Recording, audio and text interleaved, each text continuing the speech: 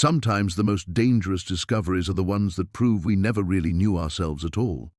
The Desert Vista storage facility shimmered like a mirage in the brutal Phoenix afternoon, its rows of dented metal units baking under a sun that showed no mercy. Maya Chen stood before Unit 247, 8 months pregnant and down to her last $50, the auction keys trembling in her sweaty palm. She'd bid on this forgotten storage unit out of pure desperation, hoping to find anything she could sell to keep the lights on for another month. But as the rusted door screeched open and the stifling air rushed out, Maya discovered something that made her blood freeze despite the desert heat. Hidden beneath years of abandoned junk was a metal box containing files with her name on them, cases she'd supposedly investigated, notes written in her own handwriting, photographs she had no memory of taking. The dates went back 15 years, to when she was just 13 years old, and the final entry, dated just last week, contained a chilling prediction about the disappearance of an unborn child whose description matched her daughter exactly. How could she have written about cases she'd never worked, in places she'd never been? Before we jump back in, tell us where you're tuning in from, and if this story touches you, make sure you're subscribed because tomorrow I've saved something extra special for you. Maya's legs gave out, sending her crashing onto an overturned milk crate that groaned under her weight. The file in her hands felt impossibly heavy, as if the pages were made of lead instead of yellowed paper. Her own handwriting stared back at her, loops and curves she recognized as intimately as her own heartbeat, documenting investigations she had never conducted. Case File 73rd, Emma Rodriguez, age 7, disappeared from Tucson Playground, May 15, 2019. Last seen wearing pink butterfly t-shirt. Witness reports black sedan circling area previous week. Maya's hand flew to her throat. Emma Rodriguez. She knew that name, had followed the case obsessively when it broke, but only as a concerned citizen watching the news coverage, not as an investigator with access to witness statements that were never made public. The baby kicked hard against her ribs, as if sensing her distress. Maya pressed her palm against the tight curve of her belly, trying to steady herself. "It's okay, little one," she whispered, though nothing about this felt okay. She flipped deeper into the file, past photographs of missing children whose faces haunted local news broadcasts, past maps marked with red X's across Arizona, New Mexico, and Nevada. Near the bottom, a Polaroid made her breath catch. It showed her own face, but younger, maybe 16 or 17, standing beside a chain-link fence with a massive industrial building in the background. She wore clothes she didn't recognize, held a camera she'd never owned, and her expression carried a haunted quality that made her current self want to look away. But it was the writing on the back that made her hands shake. MC, first successful extraction. The program works. Dr. V, what program? Maya spoke aloud to the suffocating storage unit, her voice cracking. What extraction? The sound of tires crunching on gravel outside made her jump. Through the gap under the unit's door, she could see a pair of work boots approaching. Maya quickly shoved the files back into the metal box, her heart hammering against her ribs. Everything all right in there? The voice belonged to Earl, the facility manager who'd handed her the keys less than an hour ago. Heard some noise. Fine, Maya called out, shoving the box behind a moldy Christmas tree. Just sorting through things. The boots paused. Well, don't stay too long. Heat like this ain't good for someone in your condition. Seen folks pass out in these units before. She waited until his footsteps faded before pulling out her phone with trembling fingers. David would be wrapping up his shift at the construction site soon, expecting her to call with good news about whatever treasures she'd found to sell. Instead, she stared at his contact photo, his warm brown eyes crinkling with laughter, completely unaware that his fiancée might be losing her mind. Maya had built her entire relationship with David on the foundation of her past. She'd told him about growing up in foster care about working her way through journalism school, about the investigative pieces that had earned her recognition before budget cuts destroyed her career. She'd shared her memories of lonely birthdays, of aging out of the system at 18, of the determination that drove her to expose the truth no matter the cost. But what if none of those memories were real? She pulled out another file, this one containing a birth certificate with her name but a different birth date, 3 years earlier than she'd always believed. Below it, a medical record from a clinic she'd never heard of, documenting something called memory reconstruction therapy performed when she was 14. The facility around her seemed to tilt, metal walls pressing closer. Maya gripped the edge of a water-damaged dresser, fighting the nausea that had nothing to do with pregnancy. If these files were authentic, if she'd somehow been investigating missing children cases for over a decade without remembering, what did that say about everything else she thought she knew about herself? Her phone buzzed with a text from David. "How'd the auction go? Please tell me you found some vintage treasure worth millions." Maya stared at the message, then at the files scattered around her feet. How could she explain this? How could she tell the man she loved, the father of her child, that she'd just discovered evidence suggesting her entire identity might be built on lies? Another file caught her eye, this one marked with next week's date. Inside, a single sheet of paper with her handwriting again, final phase initiated. Subject 23C ready for harvest. Delivery date corresponds with target acquisition window. Below the text, a photograph of her and David, taken just last month at her baby shower, her face circled in red ink. Maya's scream echoed off the metal walls as the baby inside her kicked violently, as if trying to escape.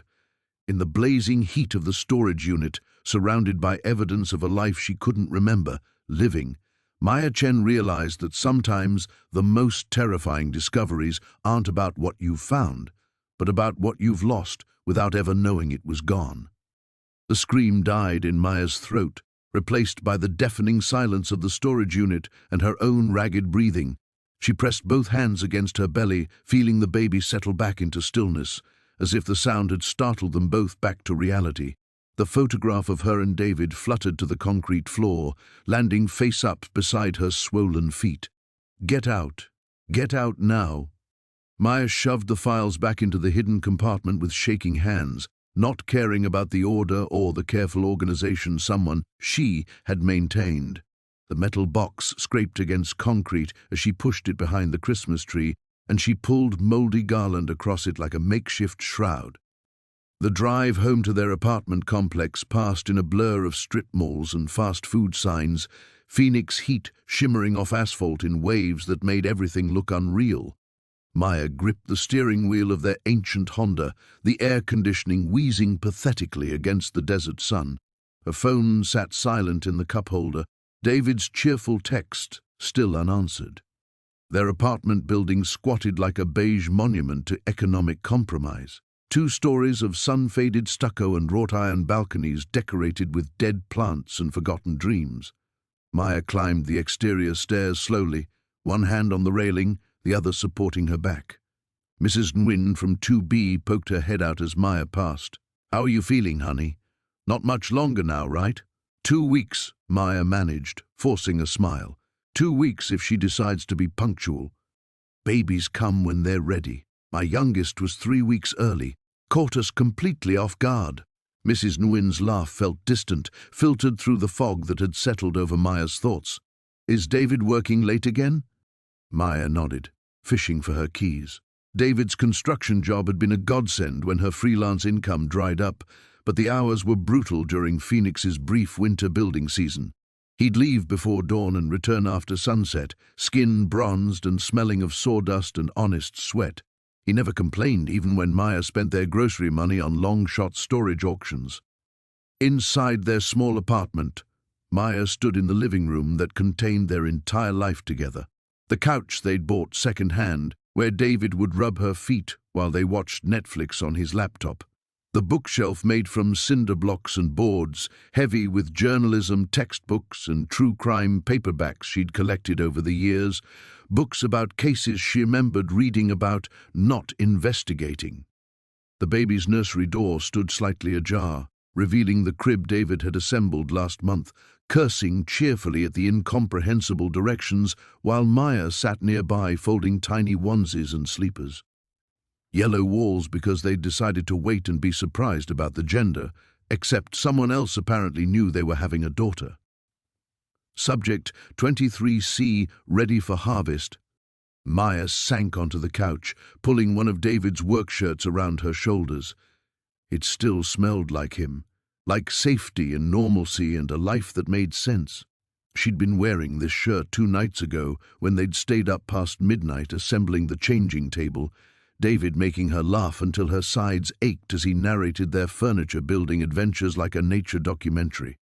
"Here we observe the male contractor in his natural habitat," he'd said in a mock British accent, holding up a tiny screw, confused by Swedish engineering and increasingly convinced that important pieces are missing. Maya had thrown a pacifier at him, and he'd crawled across the carpet to kiss her belly, whispering jokes to their daughter that made the baby kick in response. It was the kind of moment she'd dreamed about during all those years in foster care, belonging to someone, building something real. Her phone rang, David's name lighting up the screen beside a photo of him covered in flour after their disastrous attempt at making birthday cake last month. "Hey, beautiful. Sorry I'm calling late, we're just wrapping up. How was the auction? Did you find anything good?" Maya closed her eyes, listening to the background noise of his crew packing up equipment. These were the sounds of David's world, normal, explainable, grounded in reality. It was... She stopped, staring at her reflection in the black television screen. Who was she protecting by not telling him? David or herself? Actually, there wasn't much worth keeping. Old furniture, some Christmas decorations. "Well, you tried. That's what matters."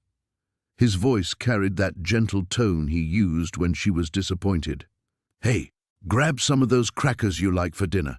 I'll pick up soup on the way home. My treat." My treat.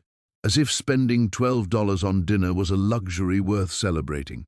As if their biggest worry was stretching David's paycheck until Friday. "David?" Maya pressed her face into his shirt, breathing in the scent of sawdust and safety. "I love you. You know that, right?" A pause. "Of course I do." "Maya, are you okay? You sound just hormonal. I'll see you soon." After hanging up, Maya sat in the gathering dusk of their small apartment, surrounded by evidence of the life she was about to risk losing. Outside, Phoenix settled into evening, and somewhere across the city, a storage unit held secrets that could unravel everything she thought she knew about herself. The apartment felt different now, as if the very air had shifted while she was gone. Maya moved through the familiar rooms like a stranger, touching surfaces that should have anchored her but now felt insubstantial. The framed photo of her journalism award. Had she really written that exposé on city council corruption, or was it another false memory? The coffee mug David had given her last Christmas, inscribed with "World's Best Truth Seeker." What truth was she actually seeking? She was standing in the nursery doorway when her phone buzzed with an unknown number. "Storage Unit 247, midnight. Come alone. A friend." Maya's blood turned to ice water. She deleted the message immediately, but the words burned behind her eyelids. Someone knew. Someone was watching. The realization that her discovery wasn't random, wasn't private, made her legs weak. The baby kicked hard, a sharp jab against her ribs that felt almost like a warning. Maya pressed her hand to the spot, whispering, "I won't let anything happen to you, little one. I promise." But even as she said it, doubt crept in.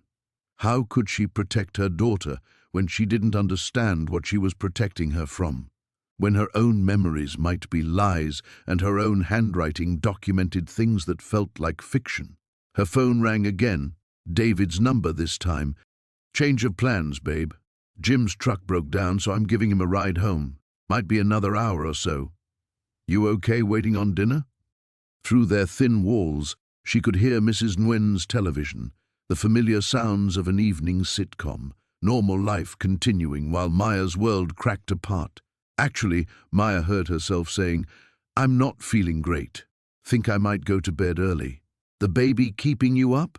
Concern sharpened his voice. "Should I come home? Jim can figure something else out." No, just tired. See you in the morning." A pause. "Maya, you sure you're okay? You've been different lately, distracted." Different. The word hit like a physical blow. Had she been different? Or was she finally becoming who she'd always been underneath the false memories? Just pregnancy brain. Love you. After hanging up, Maya stood in the growing darkness, David's absence feeling more pronounced than usual. Outside, Phoenix settled into its desert quiet, broken only by the distant hum of air conditioners fighting the lingering heat.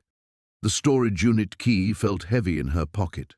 She pulled it out, studying the worn metal as if it might reveal its secrets. Unit 247 had become the center of her universe in the space of a few hours, a rusted Pandora's box that contained either the truth about her life or evidence of her complete mental breakdown. Midnight. Come alone.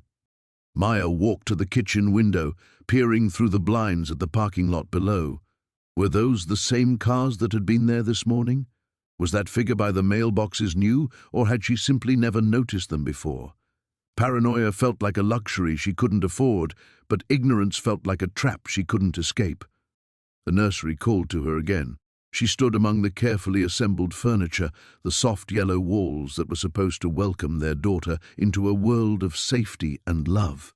David had painted those walls himself, working evenings after his construction shifts, refusing to let Maya help because of the fumes. "What kind of mother am I going to be," she whispered to the empty crib, "if I can't even trust my own mind?" Her laptop sat on the kitchen counter, innocent and waiting. Maya opened it with trembling fingers, the screen's glow harsh in the darkened apartment.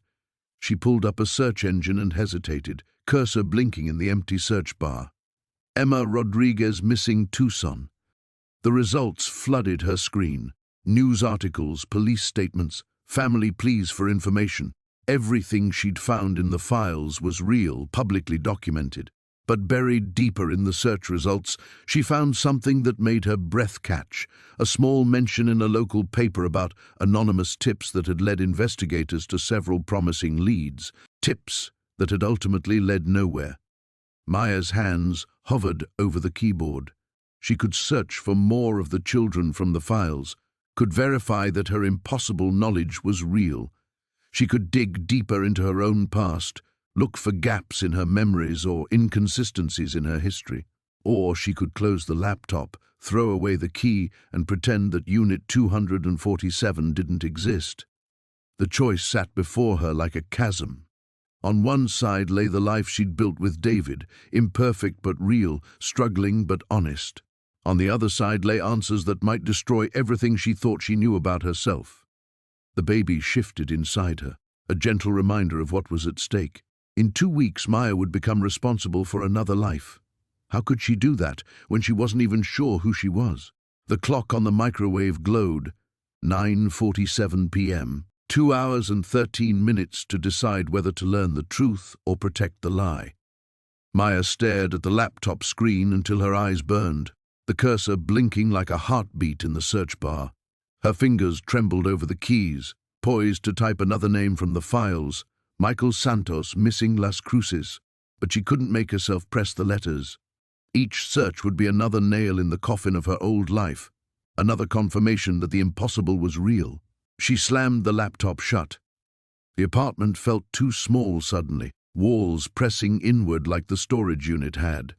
Maya pushed herself off the kitchen stool, pacing the narrow space between their second-hand dining table and the couch that doubled as David's office chair when he worked on project estimates. 3 steps one way, turn, 3 steps back. The rhythm should have been soothing, but her mind raced faster than her swollen feet could carry her. What if David already knows? The thought hit her like a physical blow. She stopped mid-pace, one hand gripping the back of their dining chair. David, who never questioned her past because he said everyone deserved fresh starts. David, who'd appeared in her life 18 months ago at exactly the right moment, just when her journalism career imploded, just when she'd burned through her savings, just when she was most vulnerable and alone. "No," she whispered to the empty apartment. "No, that's paranoia talking." But the doubt wormed deeper. David, who worked construction but somehow always knew when to say the right thing, who seemed too good to be true for someone like her. David, whose own past was surprisingly sparse, no social media history beyond 2 years ago, few childhood stories, no contact with family he claimed lived back east, somewhere he never specified. Maya sank onto the couch, pulling his work shirt tighter around her shoulders, but now even his familiar scent felt suspect. How well did she really know him? How well did anyone really know anyone? The baby kicked, hard and insistent, as if responding to her elevated heart rate. Maya placed both hands on her belly, feeling the solid reality of her daughter's movements. This, at least, was real. The tiny life growing inside her wasn't a false memory or a planted thought. Whatever was happening to her, whatever she'd discovered in that storage unit, her daughter was innocent. Subject 23C ready for harvest. Maya's stomach clenched around the words. Harvest implied something valuable being taken, collected, removed. But what could anyone want from her baby? What could be worth the elaborate deception her files seemed to document? Her phone buzzed. A text from David. "Jim's place is further than I thought. Probably another hour. You sure you're okay?" Maya stared at the message, looking for hidden meaning in the simple words. Was he really giving Jim a ride? Was Jim even real, or was David somewhere else entirely, maybe meeting with whoever had sent that midnight message? She typed and deleted responses. "I'm fine. Come home now. Who is Jim really? Do you know who I am? Finally, take your time. Feeling better now." The lie came so easily. But then again, maybe lies were her specialty. Maybe deception was as natural to her as breathing. Maya opened her laptop again, but instead of searching for missing children, she pulled up David's social media profiles. His Facebook showed the same sparse history she'd always known about, photos going back only 2 years, friends who were mostly co-workers from the construction company, check-ins at local bars and restaurants. Normal life, documented normally. But looking at it now with suspicious eyes, the normality felt performed, like someone had carefully constructed a believable background for a man who didn't really exist. "Stop it!" Maya closed the laptop again, harder this time. This was what paranoia looked like, questioning everything, trusting nothing, turning love into a conspiracy. David was good to her because he loved her, not because he was part of some elaborate plot.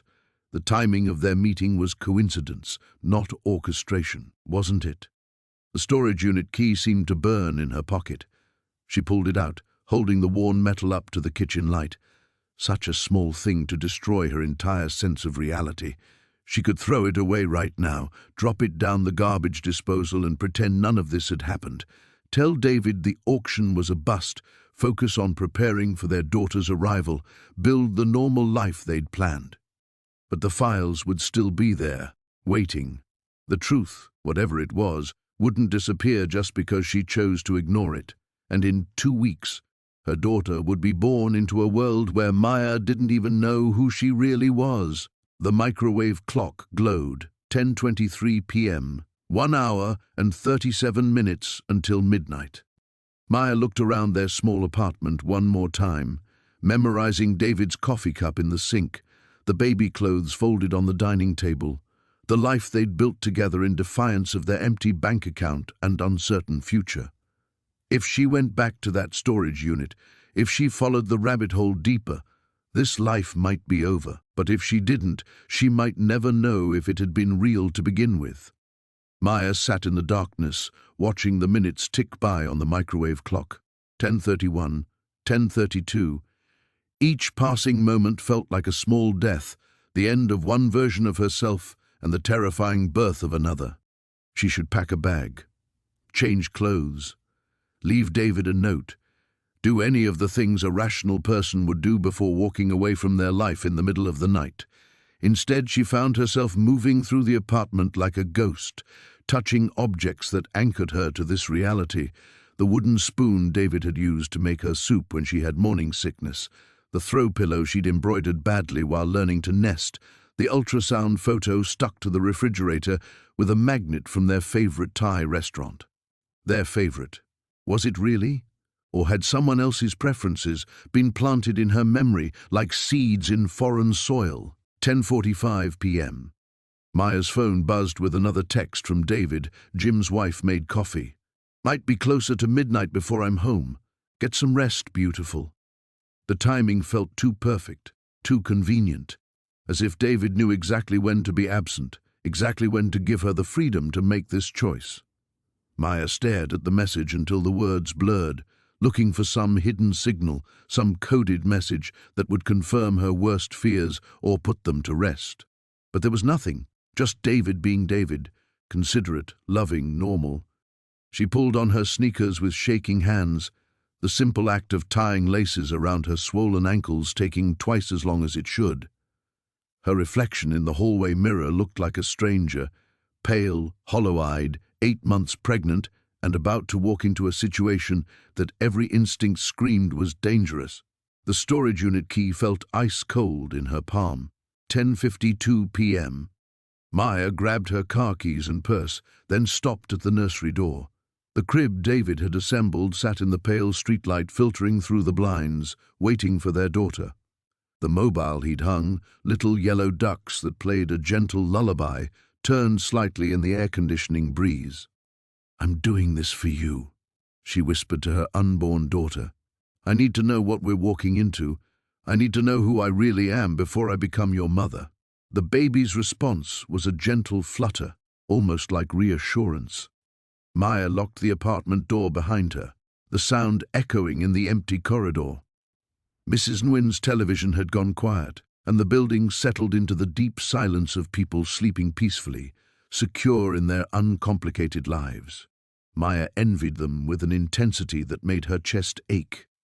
The Honda started reluctantly, engine protesting the late-night excursion. As she backed out of the parking space, Maya caught a glimpse of movement in her rearview mirror, a figure stepping back into shadows near the building's entrance. Her heart hammered against her ribs, but when she looked again, the space was empty. Paranoia or surveillance? At this point, the difference hardly mattered. Desert Vista Storage sat like a fortress against the star-scattered Phoenix sky, floodlights casting harsh shadows between the rows of metal units.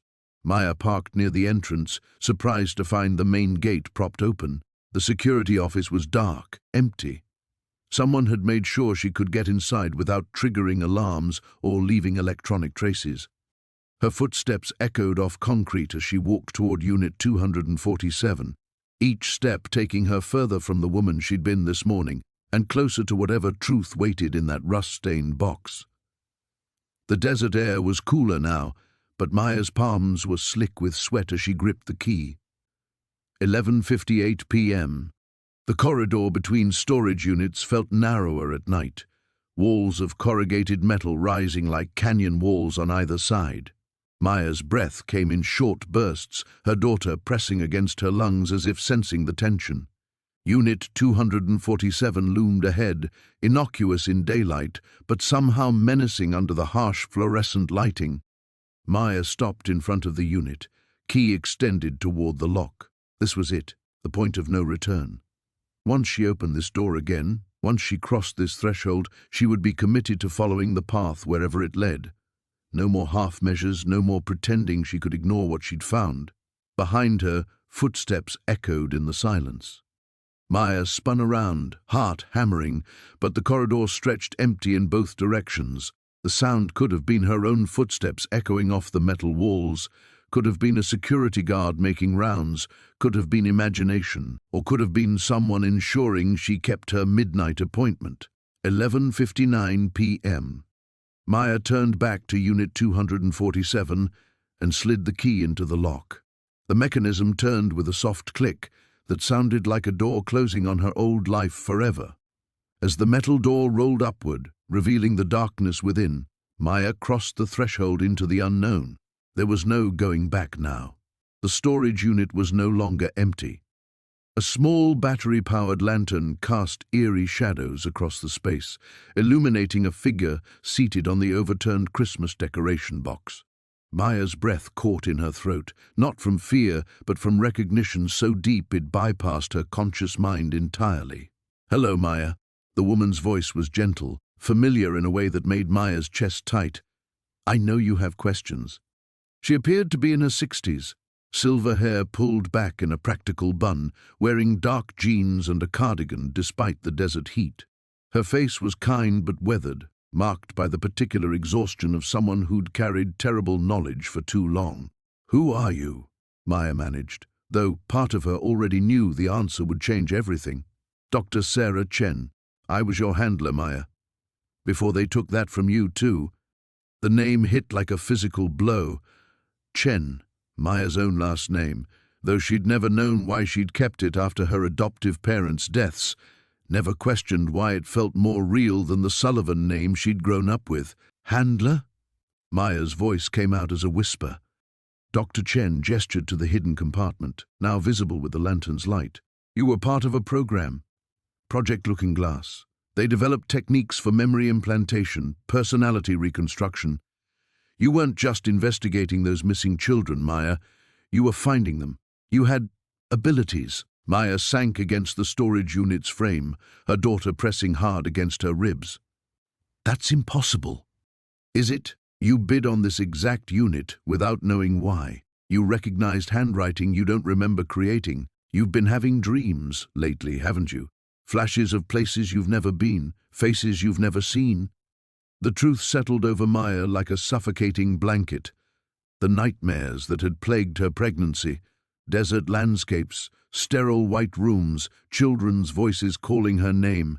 She'd attributed them to hormones, stress, the natural anxieties of impending motherhood.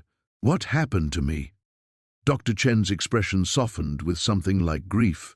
"You discovered something you weren't supposed to, about the program, about who was really taking those children. So they wiped you. New identity, new memories, new life. But pregnancy changed your brain chemistry. The suppression protocols are failing." "David." The name escaped like a prayer. "Is he real?" "As far as I know. They placed you where he'd find you, but his feelings are his own. The timing of your relationship, your pregnancy, that was orchestrated, but not his heart." Small comfort, but Maya clung to it. "You said I found the children. Where are they?" Dr. Chen hesitated, glancing toward the storage unit entrance. "That's the question that got you erased the first time. Are you sure you want those answers?" Before Maya could respond, the sound of approaching footsteps echoed through the corridor. Multiple sets, moving with military precision. Dr. Chen's face went pale. "They found us." She pressed a small device into Maya's hand, a cell phone, older model, untraceable. "Everything you need is in there. Names, locations, the truth about Looking Glass. But you have to run. Now." "I can't run. I'm 8 months pregnant." "You can, and you will, because they're not here for you, Maya. They're here for her." Dr. Chen's eyes dropped to Maya's swollen belly. "Your daughter carries genetic markers they've been breeding for across generations. The program never ended. It evolved." The footsteps were closer now, accompanied by the crackle of radio communication. Maya's mind reeled, trying to process the impossible. Breeding for what?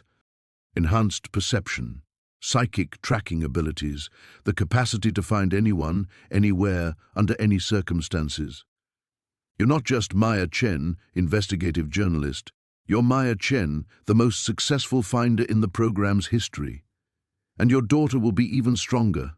A harsh voice cut through the night, perimeter secured. "Subject should be in Unit 247. Dr. Chen grabbed Maya's shoulders. "There's a hole in the back fence near the dumpster. My car is across the street, blue Honda Civic, keys in the visor. Drive to the address programmed in that phone. Ask for Marcus. Tell him Sarah sent you." "What about you?" I'm 72 years old and tired of running. I'll buy you time. Dr. Chen smiled sadly. Take care of yourself, Maya. Take care of her. The world needs people like you more than you know. The lantern went dark. In the sudden blackness, Maya heard Dr. Chen moving toward the front of the unit while she fumbled toward the back. Her hands found the hidden panel she'd discovered that morning. Was it really only 12 hours ago? And she squeezed through into the adjacent empty unit just as harsh flashlight beams swept through 247. She's not here. Check the perimeter. Maya pressed herself against the metal wall. Phone clutched tight, her daughter kicking frantically as if sensing the danger. Through the thin barrier she heard Dr. Chen's voice, calm and defiant. Gentlemen, I've been expecting you. Maya held her breath in the suffocating darkness of the empty unit, her daughter's urgent movements matching the frantic rhythm of her own heartbeat. Through the thin metal wall, she could hear voices, Dr. Chen's steady and calm, the others sharp with authority and barely contained violence. Dr. Sarah Chen, you've been difficult to locate. I'm sure I have. Though not as difficult as Maya will be, now that she knows the truth. A pause. Then, where is she? Gone. You're too late. The sound of something heavy hitting metal made Maya flinch. Her hands found the back wall of the unit, searching desperately for any weakness, any opening. The space was pitch black and reeked of old motor oil and desert dust. Each breath felt like swallowing sand. You always were sentimental, Sarah. It's what made you weak. Maya recognized that voice, smooth, educated, with the faint trace of an accent she couldn't place. It triggered something deep in her reconstructed memories, a flutter of recognition that felt like ice water in her veins. Dr. Chen's laugh was bitter. Weak? I helped create the most successful finder in the program's history. Maya located 47 missing children before she became inconvenient to your agenda. And now she's carrying the next generation, one that won't have her troublesome moral complications.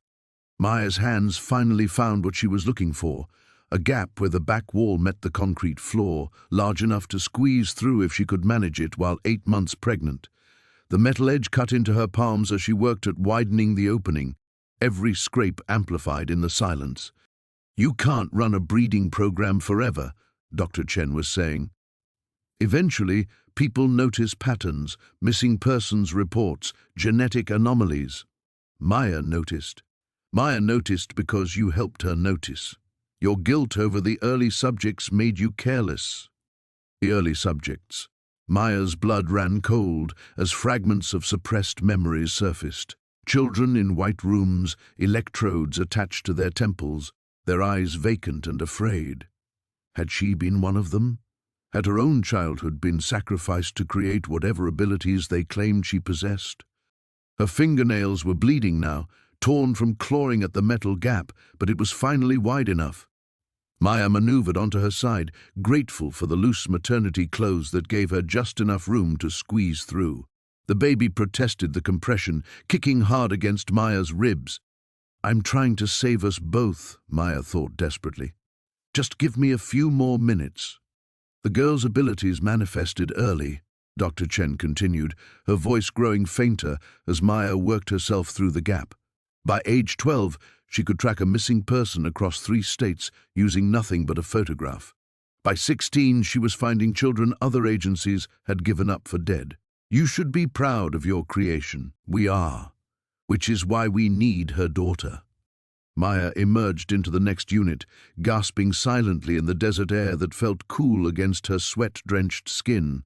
This unit was also empty, but moonlight filtered through a small ventilation grate near the ceiling, giving her just enough visibility to navigate toward the back wall. Maya won't let you take her child. Maya won't have a choice.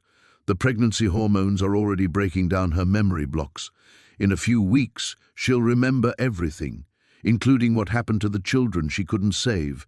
That kind of psychological trauma, combined with postpartum depression, unfortunate but not uncommon. Tragic accidents happen to new mothers every day. Maya's stomach clenched with horror and rage. They were planning to drive her to suicide, to take her daughter and eliminate the inconvenient mother who might interfere with their plans. Her hand instinctively moved to protect her belly, and she felt the reassuring weight of the phone Dr. Chen had given her in her pocket. "Marcus, tell him Sarah sent you." She had to reach the fence, find Dr. Chen's car, escape this place before they finished with their interrogation and came looking for her. But first, she had to navigate 3 more storage units to reach the perimeter. As Maya felt along the back wall for another gap, she heard Dr. Chen's voice change, taking on a tone of grim satisfaction. "You know what the beautiful thing about enhanced perception is? It's genetic, hereditary. Even if you take Maya's daughter, even if you raise her in your sterile facilities, she'll still know. Deep down, she'll know something is wrong. They always do. Not if we start the conditioning early enough." Maya was conditioned early. "Look how that turned out for you." The sound of a struggle erupted from Unit 247, furniture scraping, Dr. Chen crying out in pain. Maya forced herself to move faster, her pregnant body protesting every awkward movement as she squeezed through another gap into the next unit. Behind her, the voices grew more urgent, more frustrated. They would realize soon that Dr. Chen was buying time, that Maya was still in the facility, still escaping. She had minutes at most before they expanded their search. The fence was close now. Freedom was close. But as Maya worked her way toward the final unit, she couldn't shake Dr. Chen's words. They always know something is wrong. What if her daughter inherited more than just enhanced abilities? What if she inherited the same compulsion to uncover truth, to save the lost, to fight against injustice no matter the cost? Maya smiled grimly in the darkness, her hands finding the final gap that would take her to freedom. Then her daughter would be everything they feared. Maya squeezed through the final gap, her swollen belly scraping against rusted metal, and found herself face to face with a chain-link fence and 3 armed figures silhouetted against the desert night. "Hello, Maya." The voice belonged to the smooth-accented man from Unit 247. Dr. Marcus Aldrich, her mind supplied with sudden, terrifying clarity. The memories were flooding back now, pregnancy hormones dissolving the chemical barriers they'd built in her brain. She remembered his office, sterile white and smelling of antiseptic. She remembered the chair with leather restraints. She remembered screaming as they burned away pieces of herself. "You look surprised," Aldrich continued, stepping closer. "Did you really think we hadn't planned for every contingency? Dr. Chen's escape routes, her safe houses, even her emotional manipulation tactics. We've had 20 years to study her methods." Maya's hand moved instinctively to her belly as the other 2 figures flanked her. Both wore tactical gear and moved with military precision. There was nowhere to run, no gap to squeeze through, no desperate escape route left. "The phone she gave you contains real information," Aldrich said conversationally. "Names, locations, documentation of Project Looking Glass, everything you'd need to expose us to the world. Quite generous of her, really." Maya's fingers closed around the device in her pocket. "Then you know I won't go quietly." "Oh, but you will." Aldrich's smile was coldly paternal. "Because you're about to remember what happened to the last person who tried to expose us. What happened to your partner, Detective James Morrison." The name hit like a physical blow. Images crashed through Maya's consciousness, a man with kind eyes and graying temples, someone who'd believed her theories about the missing children, who'd helped her gather evidence, someone she'd loved before David, before her memories were stripped away and rebuilt. "You made me watch," Maya whispered, the suppressed memory surfacing like a knife through her heart. "You made me watch him die." Car accident. Very tragic, though the footage we showed you was quite detailed. Aldrich's expression remained pleasantly neutral. "James suffered extensively before the end. Called your name repeatedly. Amazing what the human body can endure when properly motivated." Maya felt her daughter's frantic movements, as if the baby could sense the waves of rage and terror coursing through her mother's body. The phone in her pocket felt burning hot, a lifeline and a death sentence combined. We could arrange a similar accident for David, Aldrich continued. Coffee shop explosions are sadly common these days. Gas leaks, faulty wiring. Your fiancé would never see it coming, never know why he had to die. Unless, of course, you come with us willingly. This was it, the moment Dr. Chen had warned her about. Everything she'd learned, everyone she'd become, reduced to an impossible choice. Save David and condemn her unborn daughter to a life as a government weapon, or fight back and watch another person she loved die screaming.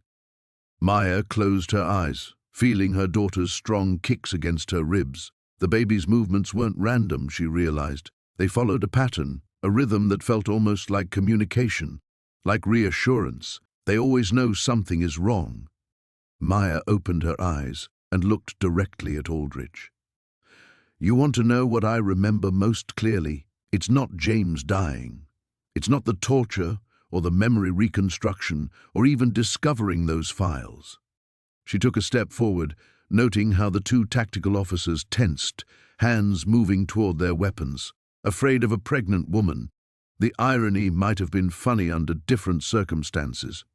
What I remember, Maya continued, is the children we saved, 47 of them, brought home to families who'd given up hope. 47 lives that mattered more than your program, your conspiracy, your fear of exposure. Touching sentiment. It won't save you. Maybe not. Maya's hand found the phone in her pocket, fingers locating what felt like a button or switch on its side. But it might save her. She pressed the button. The phone erupted in a piercing alarm that cut through the desert night like a scream.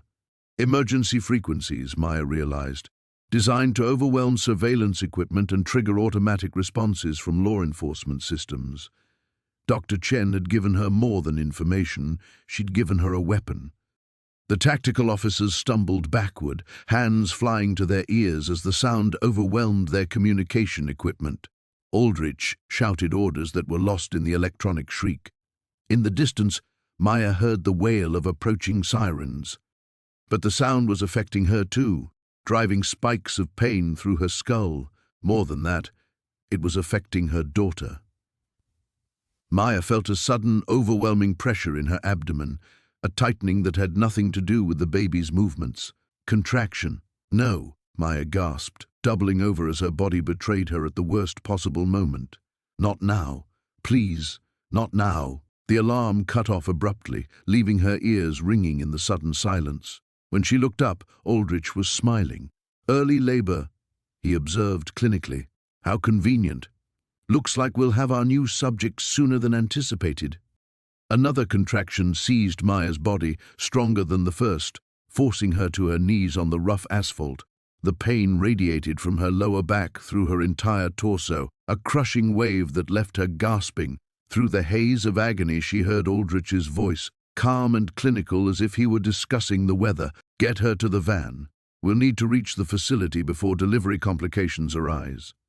Maya tried to push herself upright, but her body refused to cooperate. The tactical officers moved toward her with mechanical efficiency, their earlier hesitation replaced by cold professionalism. The emergency alarm had bought her minutes, nothing more. The approaching siren seemed impossibly distant, lost in the vast Phoenix sprawl. My daughter, Maya managed between ragged breaths. She's too early. She'll die if... Our medical facilities are quite advanced, Aldrich interrupted. Premature births are well within our capabilities. Your daughter will receive excellent care. The words carried a terrible finality.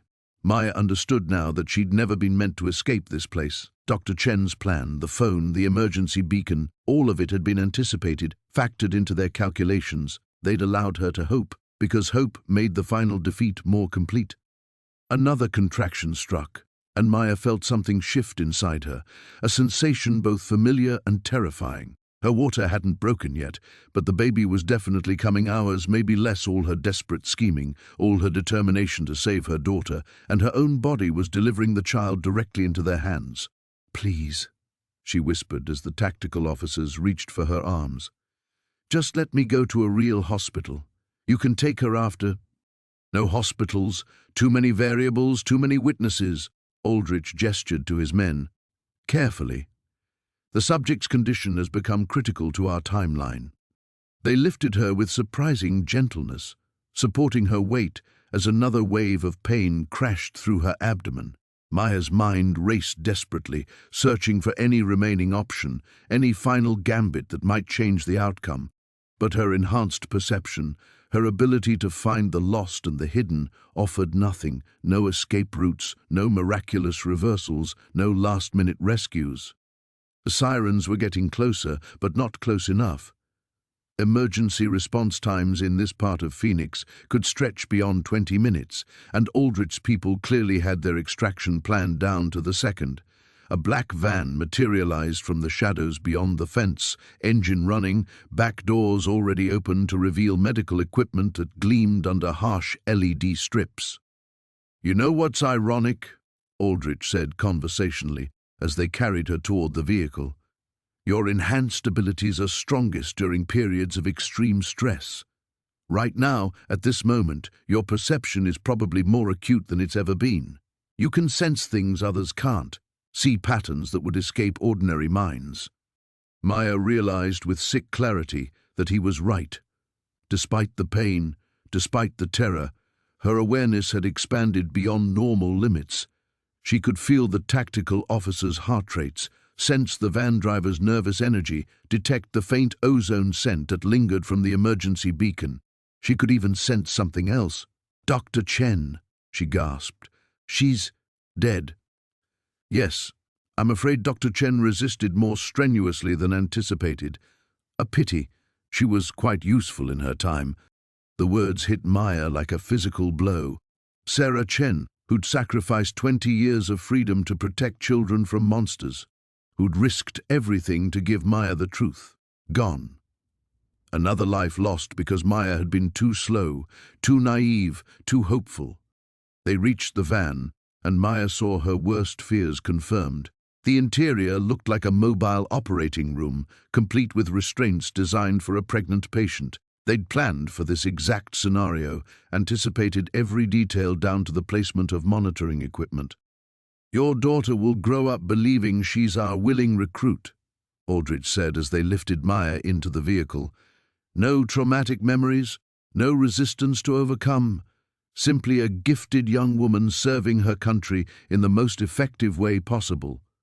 A fresh contraction seized Maya's body, stronger than all the previous ones combined. She felt her daughter's desperate movements, frantic kicks that seemed to communicate a single heartbreaking message. "Help me." Maya closed her eyes and reached deep within herself, searching for the abilities they claimed she possessed. If enhanced perception was real, if she truly could find anyone, anywhere, then maybe... "Show me something, anything, please." For a moment, nothing happened. Then, like a door opening in her mind, Maya saw it, not with her eyes, but with something deeper and more fundamental. The van's route, programmed into a GPS system. The facility's location, a compound hidden in the Superstition Mountains, guard rotations, security protocols, the exact room where they planned to keep her daughter.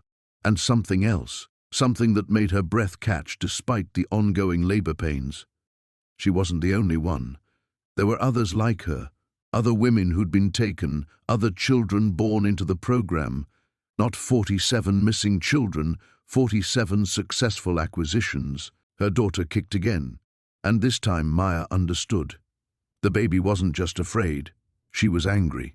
"You have no idea," Maya whispered, "what you're about to unleash."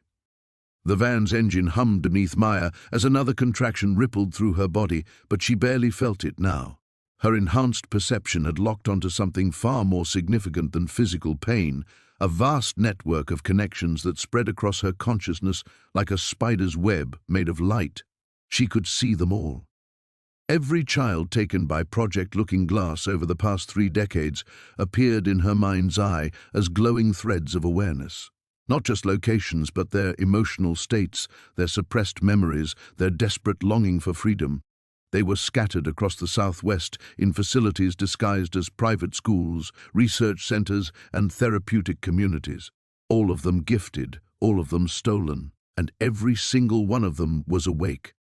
Maya's enhanced abilities weren't just showing her the present, they were connecting her to something deeper. The children weren't passive victims anymore. They'd been waiting, building their own network in the shadows of their captivity, using abilities their captors had tried to control but never fully understood. "Fascinating," Aldrich said, studying the monitors attached to Maya's body. "Her neural activity is off the charts. The stress hormones combined with labor are creating a perfect storm of enhanced perception." But he was wrong about the source. It wasn't stress hormones, it was her daughter. The baby's consciousness was fully formed, fully aware, and impossibly powerful. Maya felt her child's mind touch hers with crystalline clarity, and suddenly she understood everything. The memory blocks hadn't worked because they'd never been complete. Some part of Maya had always known the truth, had been quietly documenting everything even as her conscious mind forgot. The journal in her own handwriting, the meticulous files, the predicted due date. She'd been preparing for this moment her entire adult life, guided by suppressed instincts that refused to be silenced. "You made a mistake," Maya said, opening her eyes to stare directly at Aldrich. "When you erased my memories, you assumed my abilities were just enhanced perception, pattern recognition on steroids." The van took a sharp turn, heading away from the city lights toward the dark mountains. Maya felt her daughter shift inside her, positioning herself for birth, but also doing something else. Building connections, reaching out. "They are enhanced perception," Aldrich replied, but uncertainty flickered across his face. "Documented and tested extensively." Maya smiled despite the pain of another contraction. "Enhanced perception is just the beginning. What you created is something much more dangerous, the ability to connect with other enhanced minds across any distance. And my daughter? She's not just enhanced, she's amplified." Through the van's windows, Maya glimpsed the lights of Phoenix falling away behind them. But she also saw something else through her expanded awareness, vehicles converging on their location from multiple directions. Not law enforcement responding to the emergency beacon, something else entirely. "The children you took," Maya continued, her voice growing stronger as her daughter's power flowed through her. "They've been in contact with each other for years, building a network you never detected because you were looking for radio signals and digital communication. You never thought to monitor psychic connections." Aldrich's composure cracked slightly. "That's impossible. Psychic phenomena have no scientific basis." "Then, explain this." Maya reached out with her enhanced perception, no longer searching for hidden things but broadcasting to hidden minds. Her daughter's consciousness merged with hers, amplifying the signal exponentially. Across the southwest, 47 stolen children felt the call and responded. The van's radio crackled to life with panicked voices. "Control, we have a situation at Facility 7. The subjects are all units. Immediate lockdown at Phoenix Center. Repeat, we have a containment breach. They're gone, all of them. Cells are empty, but the locks weren't forced. It's like they just..." Aldrich lunged for the radio, but it was too late. Maya could feel them moving, her extended family of stolen children, no longer children at all, but young adults with 20 years of suppressed rage and refined abilities. They'd been waiting for this moment, for someone powerful enough to coordinate their simultaneous escape. Her daughter kicked once, hard, and Maya gasped as she felt something shift, not just the physical preparation for birth, but something deeper. The baby's consciousness was expanding outward, touching minds Maya didn't even know existed. More children, more facilities, more victims who'd been waiting in the dark for someone to show them the light. "Stop this," Aldrich demanded, but his voice had lost its clinical calm. "You don't understand what you're unleashing. These abilities require careful management, proper oversight." "What I'm unleashing," Maya said as another contraction seized her, "is exactly what you created. Children who know the difference between right and wrong, who remember every person you made them hunt down, every family you destroyed. And unlike their parents, they have no emotional attachments to hold them back." The van's driver spoke urgently into his headset.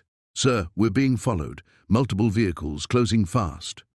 Through her enhanced perception, Maya felt them approaching. Her extended family, her daughter's older siblings in spirit if not blood. They'd learned to drive, to fight, to plan. They'd spent years preparing for this night, and they were coming home. "You wanted a weapon," Maya whispered as her daughter began her final descent into the world. "You're about to get 48 of them." The van shuddered to a halt as the first vehicle slammed into its rear bumper. Maya felt the impact through her enhanced perception before it reached her physical body. A controlled collision, precisely calculated to disable without killing. Her extended family had learned their lessons well during 2 decades of captivity. "Evasive maneuvers," Aldrich barked, but the driver was already shaking his head. "Can't, sir. They've boxed us in. 3 vehicles, coordinated positioning." Maya closed her eyes and reached out through the psychic network her daughter had helped her establish. The minds that touched hers were no longer the frightened children who'd been taken years ago. They were survivors, strategists, weapons forged by the very program that had tried to break them. "We're here," came the collective whisper across their shared consciousness. "You're safe now." A contraction seized Maya's body, but this time she rode it like a wave rather than fighting against it. Her daughter was coming, but not into Aldrich's sterile facility. She would be born free, surrounded by family that understood exactly what she was and what she could become. "Marcus," Maya said aloud, somehow knowing the name of the young man approaching the van's rear doors. "He was taken when he was 7. You made him track down runaway foster kids and bring them back to abusive homes." Aldrich's face had gone pale. "How do you—" "Elena, stolen at 9 after her parents died in a car accident you orchestrated. You used her abilities to locate witness protection families." Maya's voice grew stronger as each name surfaced. "Thomas, Sarah, Michael, David, 47 names, 47 lives you destroyed to build your perfect weapons." The van's back doors exploded outward with a shriek of tortured metal. Maya glimpsed a young woman with steel-grey eyes and scars across her knuckles. Elena, she realized, though they'd never met in person. Behind her stood others, faces hardened by years of forced service, but eyes bright with hope. "Hello, Maya," Elena said, her voice carrying the weight of shared experience. "We've been waiting for you to remember us." Aldrich fumbled for a weapon, but his movement seemed sluggish, confused. Maya realized that the psychic network wasn't just connecting her to the escaped children, it was affecting everyone in proximity. The enhanced minds working together created a field of influence that disrupted normal thought patterns in those without abilities. "The baby," Maya gasped as another contraction peaked. "She's—" "We know." Marcus appeared beside Elena, a tall man with kind eyes that had seen too much. "We can feel her too. She's stronger than any of us, but she'll need guidance, protection." Maya felt hands supporting her as they lifted her from the van's medical restraints. Not the cold efficiency of Aldrich's tactical team, but the gentle strength of people who understood what it meant to be hunted, controlled, used as tools against innocent families. "You're making a mistake," Aldrich said, his clinical composure finally cracking completely. "These individuals are dangerous, without proper oversight." "Proper oversight?" Elena's laugh held no humor. "Like when you made me find that senator's daughter so you could blackmail him into supporting your funding? Or when Marcus had to track down that whistleblower's family?" Maya was barely listening to the confrontation. Her daughter's consciousness had expanded even further, reaching beyond the Southwest to touch enhanced minds across the country. The psychic network wasn't limited to project looking-glass subjects. There were others, natural psychics who'd somehow escaped detection, willing allies who'd been waiting for someone to coordinate resistance against the shadow programs. "We're not alone," her daughter seemed to whisper directly into her mind. "We never were." "A facility in the mountains," Maya said urgently, as they helped her toward one of the rescue vehicles. "There are still children there, non-enhanced subjects being prepped for the program." "Already handled," Thomas replied, a compact man with intense dark eyes.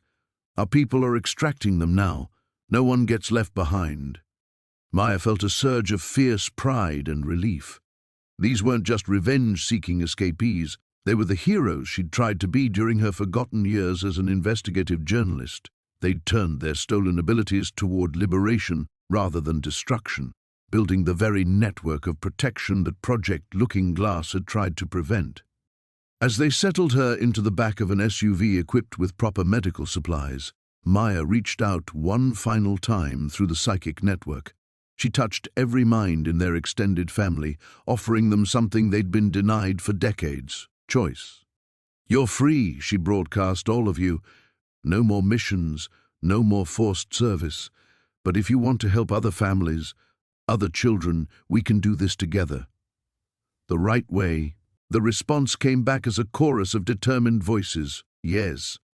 Maya smiled as her daughter kicked one more time, no longer in distress but in anticipation. They had allies now, resources, and most importantly, they had each other. The conspiracy that had stolen their memories and twisted their gifts had created something far more powerful than they'd intended. They'd created a family of protectors who could never be broken again. The safe house was a modest ranch home in Sedona, its adobe walls warm against the pre-dawn chill as Maya sat in the kitchen, cradling her 3-day-old daughter. Elena moved quietly around the space, checking security monitors and coordinating with the other members of their network through subtle gestures that Maya now recognized as psychic communication.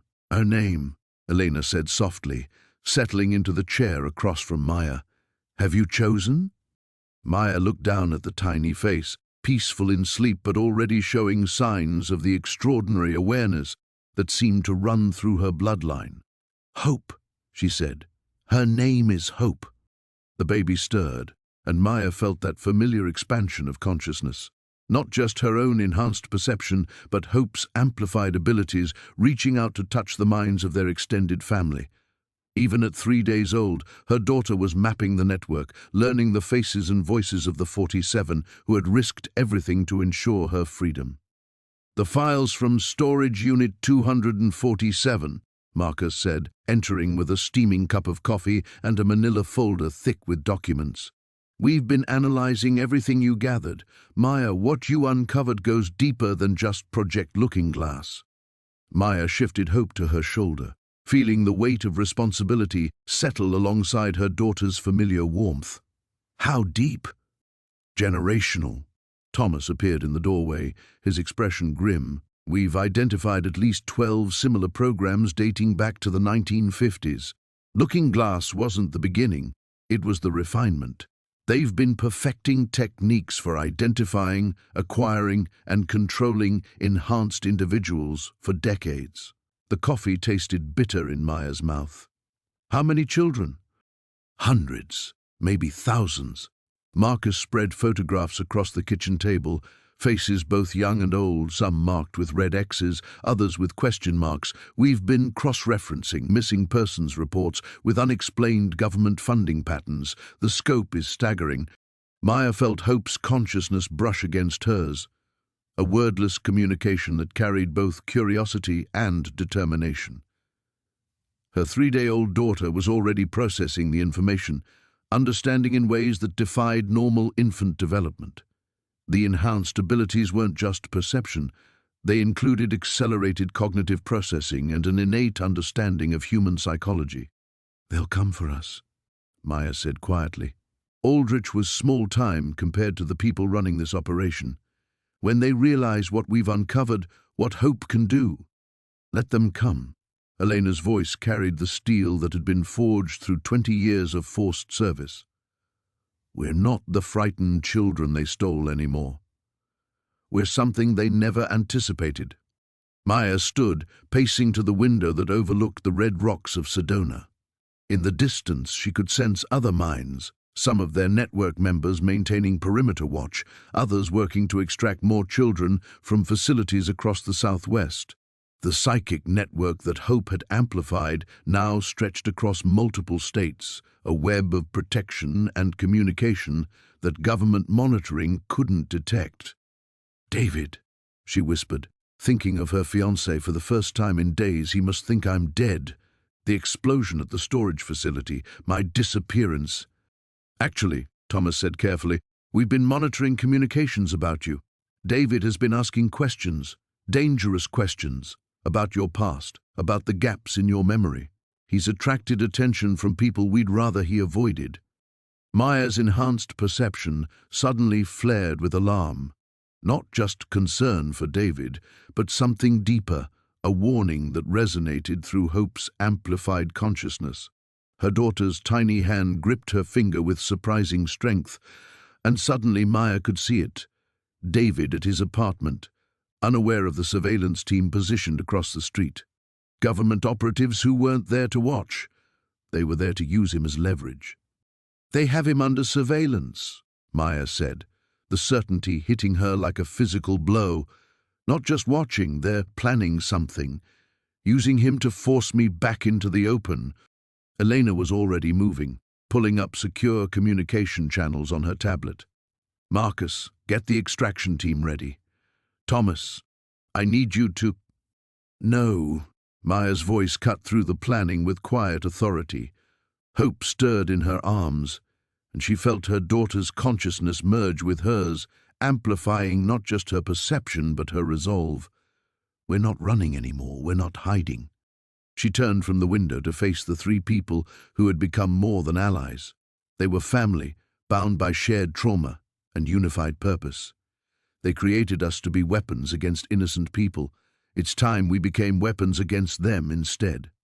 Hope's eyes opened for the first time since the rescue, fixing on Maya's face with an awareness that seemed impossible for an infant. Through their psychic connection, Maya felt her daughter's complete agreement. Not the innocent trust of a newborn, but the determined partnership of someone who understood exactly what they were facing. The files from Unit 247 contain locations, names, operational details spanning decades, Maya continued. We have 47 enhanced individuals with military-level training and abilities the government doesn't fully understand. And we have Hope, someone whose consciousness can coordinate all of us simultaneously across any distance. She looked around the kitchen, meeting each of their eyes in turn. We're going to finish what I started as an investigative journalist. We're going to expose everything, rescue everyone, and make sure no child ever disappears into these programs again. The final confrontation wasn't coming to them. They were going to bring it to their enemies instead. The war room they assembled in the safe house basement bore little resemblance to government tactical centers, yet Maya recognized it as infinitely more sophisticated. No computers hummed with encrypted data streams. Instead, 47 enhanced minds linked across thousands of miles created a real-time intelligence network that no surveillance system could intercept. Hope lay in a portable crib beside Maya's chair, her impossible awareness radiating outward like sonar pings that connected every member of their psychic family. At 4 days old, she was already serving as the living nexus of their operation, amplifying signals between minds separated by vast distances and processing tactical information faster than any supercomputer. Phoenix facility has been evacuated, Elena reported, her eyes closed in concentration as she channeled information from scouts positioned around the abandoned complex. But they left behind terabytes of encrypted files and biological samples, including genetic material from subjects dating back 40 years. Maya felt the significance of that discovery ripple through the network. 40 years meant they hadn't just been studying enhanced individuals, they'd been breeding them, selecting for specific traits across generations. She touched Hope's tiny hand and shuddered at the implications. The DC headquarters is where they're consolidating, Marcus added, his consciousness linked to operatives who'd infiltrated government facilities along the eastern seaboard. Aldrich was small time. The real architects of these programs are gathering there for what they're calling final containment protocols. Through Hope's amplified perception, Maya could sense the tension building among their network. 47 individuals who'd spent decades being controlled, manipulated, forced to hunt innocent families. The prospect of confronting their tormentors directly was both terrifying and intoxicating. "David's location?" Maya asked, though she already knew the answer through the psychic web. Thomas opened his eyes, expression grim. "Secure facility in Virginia, not a prison. They're treating him as a very important person guest, which means they expect to negotiate with you. They want a trade," Maya realized. "David's safety for my surrender, and Hope's." The temperature in the basement seemed to drop several degrees as 47 minds focused their collective rage. Maya felt their fury through the network, not just at the threat to her and Hope, but at the familiar pattern of using loved ones as weapons against enhanced individuals. "We've all been here before," Elena said quietly. "They took my little brother when I wouldn't cooperate, made me watch through surveillance feeds as they moved him between facilities. I tracked down dozens of families because I thought it would keep him safe." "My parents," Marcus whispered. "They showed me footage of them being tortured every time I hesitated during a mission." Maya understood. This wasn't just about rescuing David or exposing the conspiracy. This was about breaking the cycle of trauma that had controlled enhanced individuals for generations.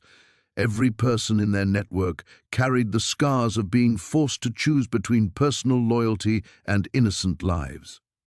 Hope's consciousness pulsed with something that felt like determination mixed with compassion. Through their connection, Maya sensed her daughter processing not just tactical data, but emotional patterns, understanding the psychological wounds that needed healing alongside the physical threats that needed elimination. "The test isn't just confronting them," Maya said, the revelation striking her with crystalline clarity. "It's proving we can win without becoming like them, without sacrificing innocent people for strategic advantage." She stood, cradling Hope against her chest as her enhanced perception expanded to touch every mind in their network. The baby's amplified abilities allowed her to feel their collective heartbeat, 47 individuals who'd retained their humanity despite decades of programming designed to strip it away. "They expect us to come in guns blazing, to prioritize David's rescue over everything else," Maya continued. "They've studied our psychological profiles, our emotional attachments.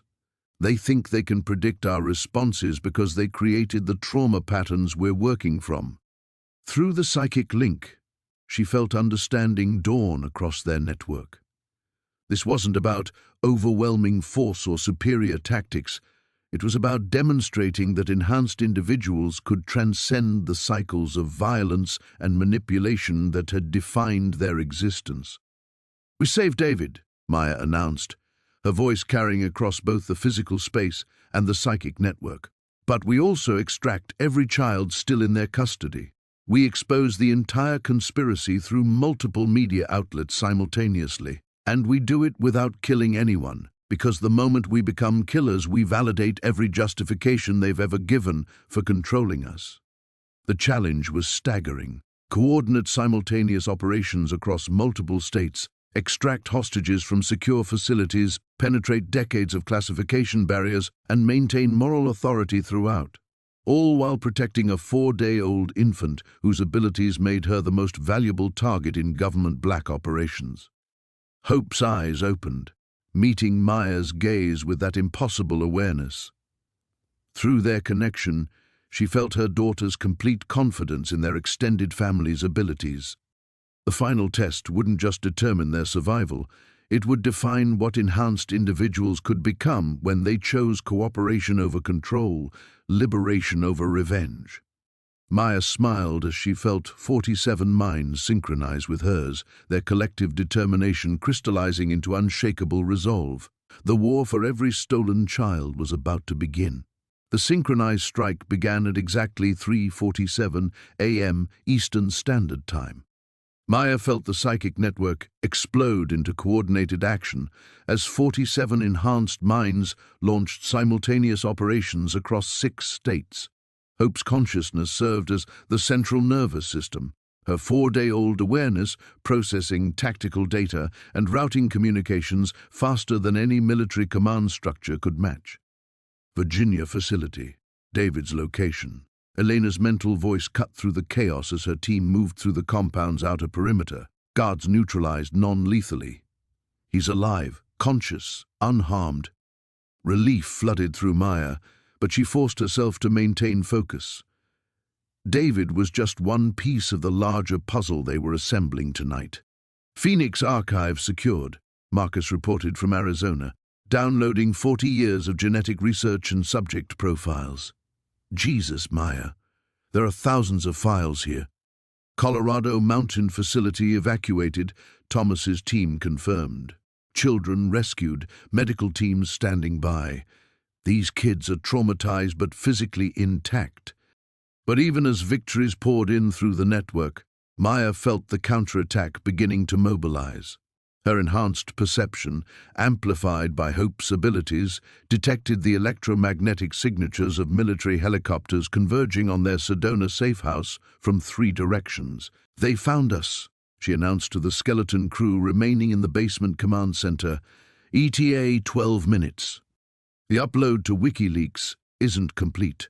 Dr. Sarah Chen, a government psychiatrist who defected from the program 6 months ago, called from her position at the communications array. We need at least 15 more minutes to push all the classified documents to our media contacts." Maya looked down at Hope, whose tiny face remained serene despite the chaos erupting around them. Through their psychic link, she felt her daughter's consciousness reaching out, not to their network allies, but toward the approaching military forces.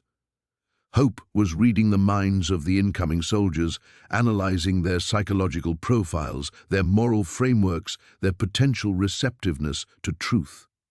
"They don't know," Hope seemed to whisper directly into Maya's awareness. "The soldiers, they think they're rescuing a kidnapped infant from terrorists." The realization hit Maya like a physical blow. The military personnel weren't villains. They were parents, brothers, sisters who'd been fed the same lies about enhanced individuals that had justified decades of atrocities. They genuinely believed they were conducting a righteous rescue operation. "We can't fight them," Maya said, her voice cutting through the tactical chatter filling the basement. "Not the soldiers. They're victims too." Elena looked up from her position coordinating the Virginia extraction. "Maya, we have 8 minutes before—" "No." Maya's enhanced perception suddenly crystallized into perfect clarity. "This is the real test, not whether we can outfight them, but whether we can show them the truth fast enough to prevent bloodshed." She closed her eyes, feeling Hope's consciousness merge completely with hers.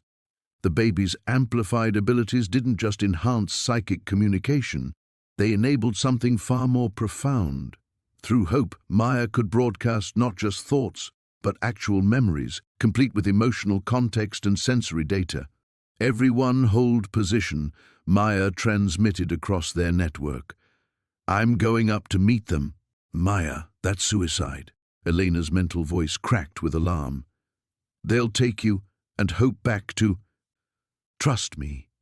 Maya climbed the basement stairs, Hope cradled against her chest, and stepped out into the pre-dawn chill of the Sedona morning. The red rocks around them glowed faintly in the starlight, and she could hear the approaching helicopters, growing louder with each passing second. She positioned herself in the center of the safe house's front yard, completely exposed and vulnerable. Then she reached out through Hope's consciousness, touching the minds of every soldier in the approaching aircraft.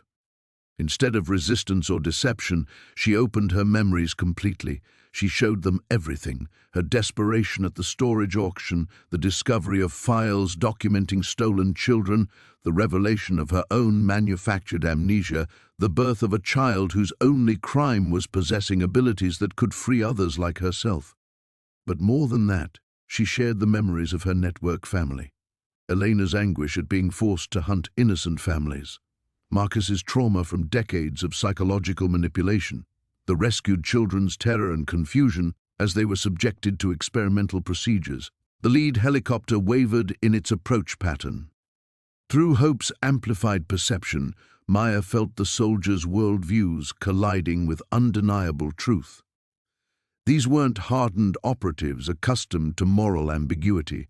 These were young men and women who joined the military to protect innocent people. Seeing the reality of what they'd been ordered to support was shattering their faith in the chain of command.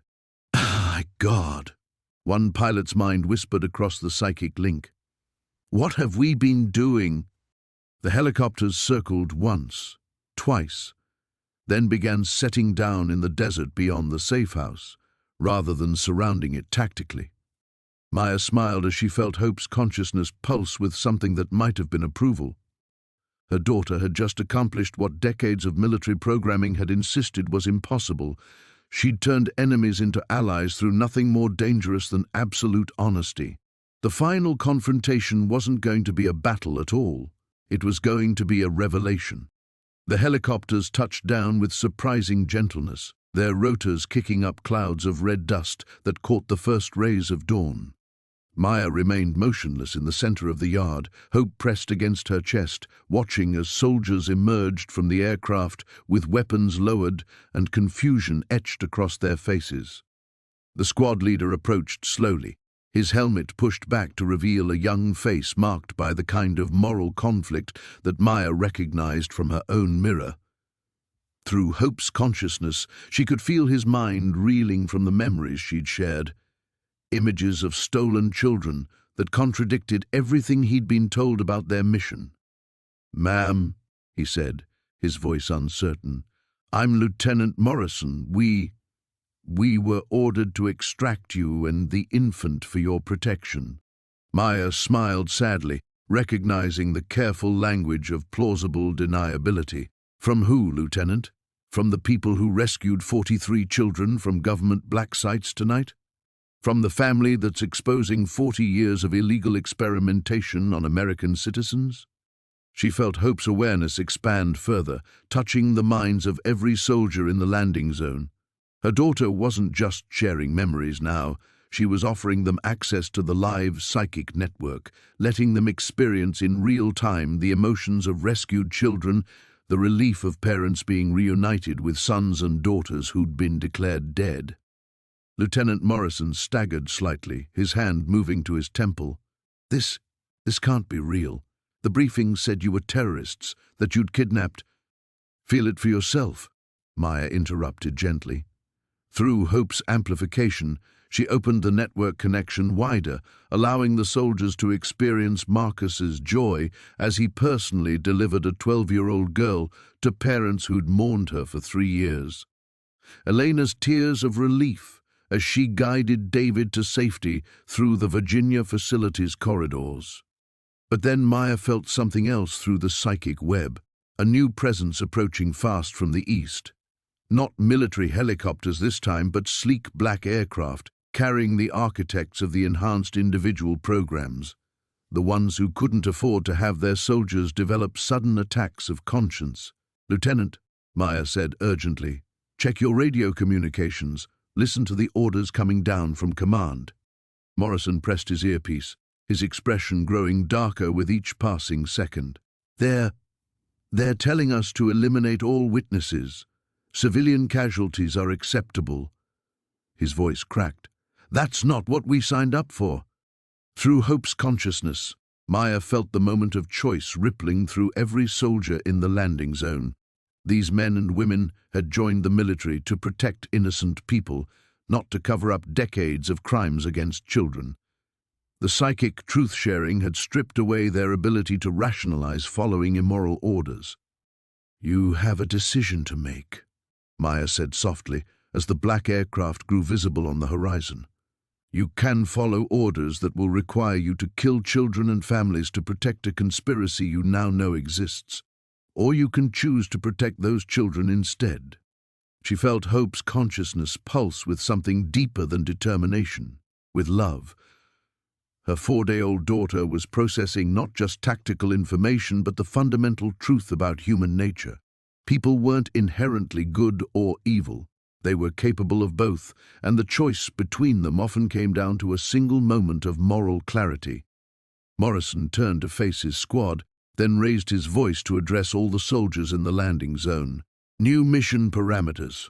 We protect civilians and assist in evacuation procedures. Anyone who can't follow those orders is free to return to base. Not a single soldier moved toward the helicopters. Maya felt tears streaming down her face as she realized what was happening. Hope's gift hadn't just exposed the truth, it had created a moment of moral transformation that would ripple outward far beyond tonight's operations. Every soldier who'd experienced the psychic connection would carry that knowledge back to their units, their families, their communities. But victory came with a price she hadn't anticipated.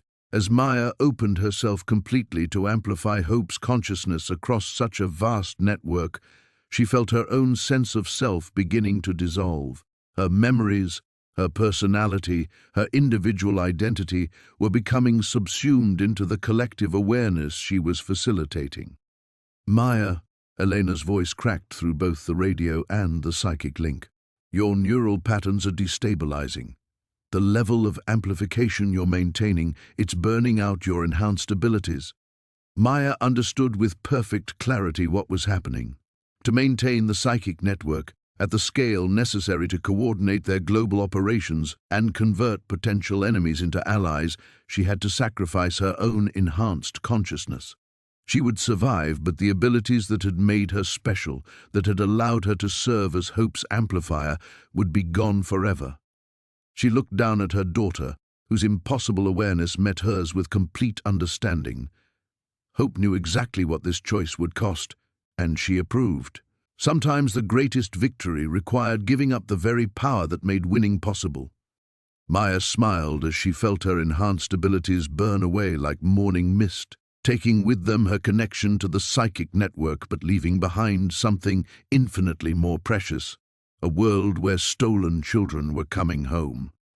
The silence that followed felt different from any quiet Maya had ever experienced. For the first time in months, her mind was truly her own. No psychic whispers, no enhanced perceptions stretching beyond the horizon, no consciousness amplification burning through her neural pathways like electricity, just the ordinary awareness of a woman standing in the Arizona desert, holding her newborn daughter as the sun painted the red rocks gold. Hope opened her eyes, and Maya felt a flutter of panic. Without her enhanced abilities, she couldn't sense her daughter's consciousness anymore. The profound connection that had allowed them to coordinate a global network, to turn enemies into allies, to expose decades of conspiracy, all of it was gone. Hope was simply a baby now, vulnerable and dependent, blinking up at her mother with eyes that held no trace of the impossible awareness they'd shared. "Maya!" David's voice cut through her disorientation as he sprinted across the desert from the newly arrived transport helicopter. Elena must have radioed ahead from Virginia. Maya watched her fiancé approach, cataloguing the changes that 5 days of captivity had etched into his features, the hollow cheeks, the shadows under his eyes, the careful way he moved that suggested injuries carefully hidden. He stopped just short of embracing her, his gaze moving between her face and Hope's. Are you both okay?" Elena said something about neural burnout, about you sacrificing. "I'm fine," Maya said, surprised to find she meant it. Different, but fine. She shifted Hope to one arm and reached out to touch David's face with her free hand. "Are you hurt? What did they do to you?" "Nothing I can't heal from." His voice carried the weight of experiences he wasn't ready to share. "Maya, they showed me footage of the operations. What you coordinated tonight. 43 children rescued, 6 facilities compromised, terabytes of classified evidence released to journalists worldwide. How did you manage something that massive?" Maya looked down at Hope, who was now making the small, snuffling sounds of a perfectly ordinary infant.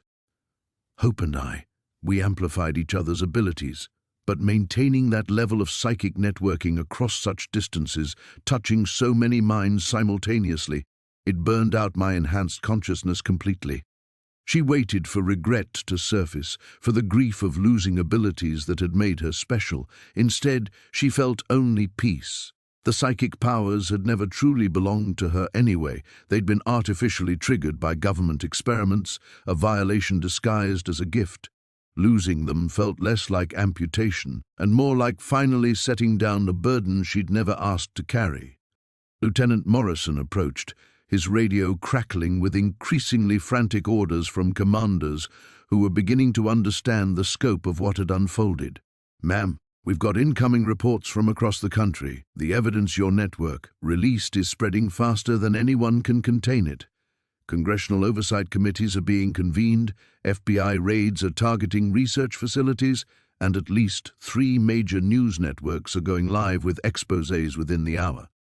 Elena jogged over from the command helicopter, her face split by a grin that Maya had never seen before. Pure, uncomplicated joy. Marcus confirmed the Phoenix archives are completely downloaded. 40 years of subject files, genetic research protocols, psychological manipulation techniques. Everything. And Thomas's team found something else at the Colorado facility, a complete list of every enhanced individual they've been tracking. "We can contact them all, offer them sanctuary, let them know they're not alone." Maya felt hope stir against her chest, making the soft mewing sounds that meant she was hungry. Such an ordinary need, such a beautifully human requirement. What about the children, the ones we rescued tonight? Reunited with families where possible, placed in protective custody with trauma specialists where necessary, Elena reported. Dr. Chen is coordinating psychological support services. Most of these kids will need years of therapy, but they're free, they're safe. And the black sites? Shut down or in the process of being raided by federal agents who weren't compromised by the conspiracy. Turns out, when you provide senators and FBI directors with undeniable evidence of crimes against children, they move pretty quickly to distance themselves from the perpetrators. Maya nodded, processing the enormity of what they'd accomplished. The immediate crisis was over, but the real work, healing decades of trauma, rebuilding lives, ensuring this never happened again, was just beginning. David moved closer, his arms sliding around her waist with careful tenderness. "What happens now? For us, I mean. For our family." Maya looked out at the desert landscape, at the soldiers who'd chosen conscience over orders, at Elena and the other network members who'd become something more precious than allies. They'd become family forged through shared purpose rather than shared blood. "Now we live," she said simply. "We raise our daughter. We help other families heal. We make sure the world never forgets what happened here." She paused, feeling the morning breeze carry away the last traces of psychic static from her mind. "And we do it all as ordinary people because that's enough. That's more than enough." Hope yawned against her shoulder, and Maya smiled. Sometimes the most extraordinary victories led to the most beautifully ordinary futures. The return. 3 weeks later, Maya stood in the doorway of their Phoenix apartment, watching David assemble a crib in what had once been his home office. The morning light streaming through the windows felt different now, softer, without the sharp edges that her enhanced perception had once layered onto every shadow. She cradled Hope, who was growing heavier each day, her tiny fingers wrapped around Maya's thumb with the determined grip of an entirely ordinary, perfectly healthy baby. "The instructions say this bolt goes here, but that seems structurally unsound," David muttered, holding up 2 identical-looking pieces of hardware. He'd been obsessively focused on domestic projects since they'd returned home, as if creating a perfect nursery could somehow balance the chaos they'd survived. Maya smiled, recognizing his need to control something after weeks of helplessness. "Want me to call Elena?" She managed to coordinate 7 simultaneous facility raids. "I bet she can handle Swedish furniture." "Elena's busy testifying before Congress," David replied, but his voice carried affection rather than frustration. "Besides, I need to learn how to do normal dad things, figure out car seats and diaper dispensers and whatever this is supposed to be." He gestured helplessly at what might eventually become a changing table. The apartment felt simultaneously familiar and foreign to Maya. Her journalism awards still hung on the living room wall, but they belonged to a different version of herself, the woman who'd thought investigation meant asking hard questions and following paper trails, not dismantling government conspiracies through psychic warfare. Her laptop sat open on the kitchen table, displaying the first chapter of what would become her book about the enhanced individual programs. The writing came slowly now, without the enhanced mental clarity she'd grown accustomed to, but it felt more honest somehow. Hope made a soft sound that Maya had learned meant she was studying something with intense baby concentration. Following her daughter's gaze, Maya spotted the photograph David had placed on the windowsill, a picture of their unlikely family taken at Elena's wedding the previous weekend. Maya and David stood with Elena and Marcus, surrounded by dozens of former network members and rescued children, all gathered in a small church in New Mexico under maximum security. The woman in that photograph looked like Maya, but carried herself differently. Her posture was straighter, her smile more genuine, her eyes clear of the constant wariness that had marked her features since discovering the storage unit. The enhanced abilities were gone, but what remained felt more authentically hers, earned rather than artificially triggered. "Marcus called this morning," David said, successfully attaching what might be a crib rail. "3 more families have come forward, children who were taken in the 80s and are just now learning their parents never stopped looking for them. The support networks you helped establish are processing about 50 new cases a week." Maya nodded, still amazed by the ripple effects of their actions. Every day brought new developments: congressional hearings, criminal indictments, research facilities being converted into legitimate medical centers. Dr. Chen had been appointed to head a new federal task force on psychological rehabilitation. Elena was consulting with the FBI on dismantling the remaining underground networks. Thomas had started a foundation providing legal aid to enhanced individuals seeking compensation for government experimentation. But perhaps more significantly, the broader public conversation about consent, about the rights of people with unusual abilities, about the difference between national security and institutional paranoia, had fundamentally shifted. The psychic truth-sharing that Hope had facilitated hadn't just converted military personnel, it had created thousands of witnesses who could testify to experiencing direct evidence of government crimes. Hope began to fuss, her small face scrunching with hunger. Maya settled into the rocking chair David had bought during his furniture assembly obsession, pulling up her shirt to nurse. This too felt different without psychic enhancement, less of a mystical bonding experience, more of a practical necessity performed by a woman whose body was designed for exactly this purpose. "I keep expecting it to come back," Maya admitted as Hope latched on. "The enhanced perception, the ability to sense other people's thoughts.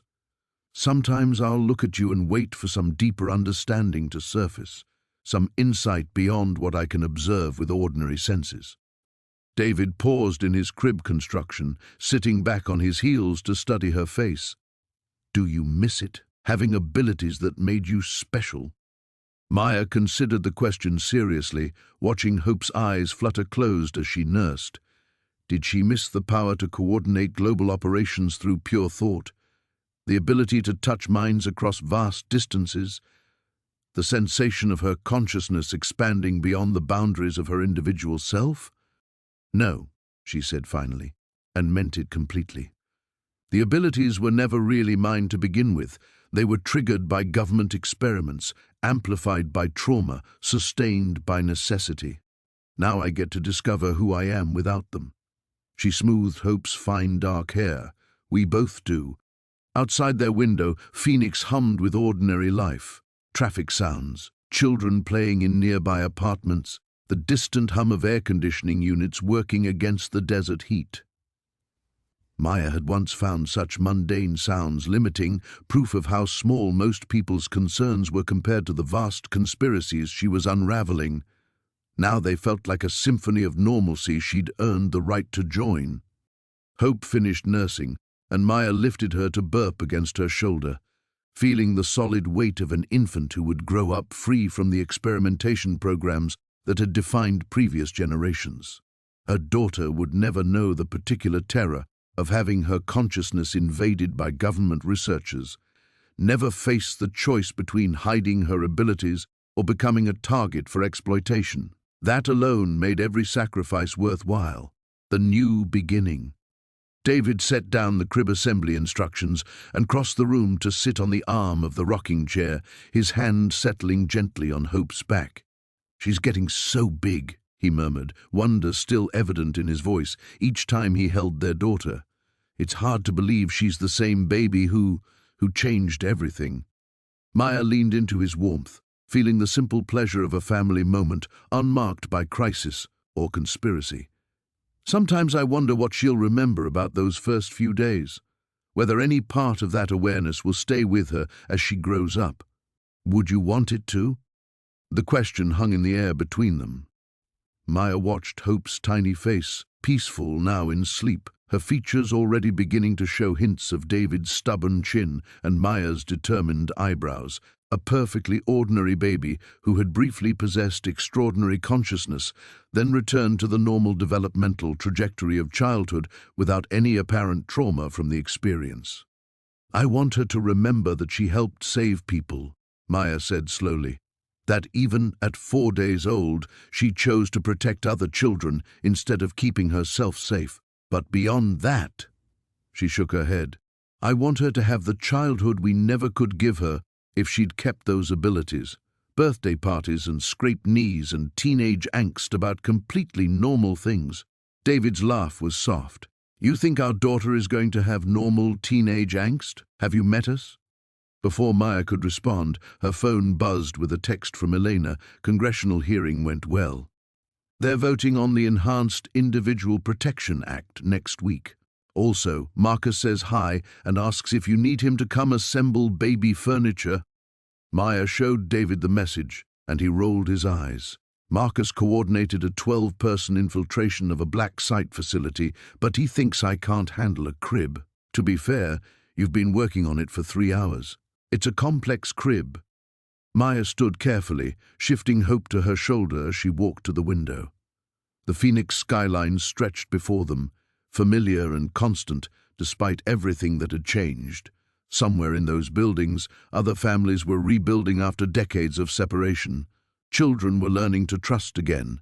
Parents were discovering that the sons and daughters they'd mourned were alive, altered by trauma but fundamentally whole. "Elena called yesterday," Maya said. "They've located Sarah Williams, the girl from the 1987 case files I found in the storage unit. She's 36 now, has been living under an assumed identity in Oregon. She doesn't remember being taken, but the DNA evidence is conclusive." David joined her at the window, his arm encircling both her and Hope. "Will she want to reunite with her birth family?" "Elena thinks so, but slowly, with a lot of support. 30 years of believing you're someone else doesn't unravel overnight." They stood together, watching the city wake up around them. Maya thought about all the stories that would never make headlines, the quiet reunions, the gradual healing, the ordinary moments of joy that became possible when children were no longer disappeared into government experiments. Hope would grow up in a world where such programs were illegal, closely monitored, subject to oversight that couldn't be corrupted by institutional momentum. "I've been thinking about something," David said. "The book you're writing. What happens after you finish it?" Maya had been wondering the same thing. The manuscript was half completed, a careful balance between exposing the truth and protecting the privacy of survivors. Several publishers had already expressed interest, but the prospect of becoming a public figure again, even for the right reasons, felt overwhelming. "I don't know," she admitted. "Part of me wants to disappear completely, raise Hope somewhere quiet where no one knows our history. But another part thinks we have a responsibility to keep telling this story, to make sure it doesn't get buried or forgotten." Hope stirred against her shoulder, making the small sighing sound that meant she was transitioning between sleep cycles. Such an ordinary baby behavior, one that Maya could interpret through normal maternal instinct rather than psychic connection. "Maybe we don't have to choose," David suggested. "Maybe we can do both, live quietly, but stay connected to the community Elena's building, be available when people need our help, but not make it our whole lives." The idea had appeal. Maya imagined Hope growing up knowing Elena as an honorary aunt, Marcus as the uncle who brought inappropriate gifts and taught her to pick locks, a chosen family built around shared experience rather than shared genetics, connected by something deeper than blood. "I love you," Maya said suddenly, turning to face David fully, "for staying when everything became impossible, for fighting to get back to us when they took you, for assembling that crib, even though you're terrible at following directions." David's smile was radiant. "I love you too, both of you, our weird, wonderful, completely ordinary family." Hope opened her eyes then, looking up at her parents with the focused attention of a baby discovering the world one face at a time. No psychic awareness, no impossible consciousness, just a healthy infant studying the two people who would love and protect her for the rest of their lives. Maya felt tears sliding down her cheeks, but they were tears of gratitude rather than grief. She had everything she'd never dared hope for: safety, love, and the precious gift of an ordinary future. Outside, Phoenix hummed with life, and inside their small apartment, a family began the beautiful work of living without needing to save the world.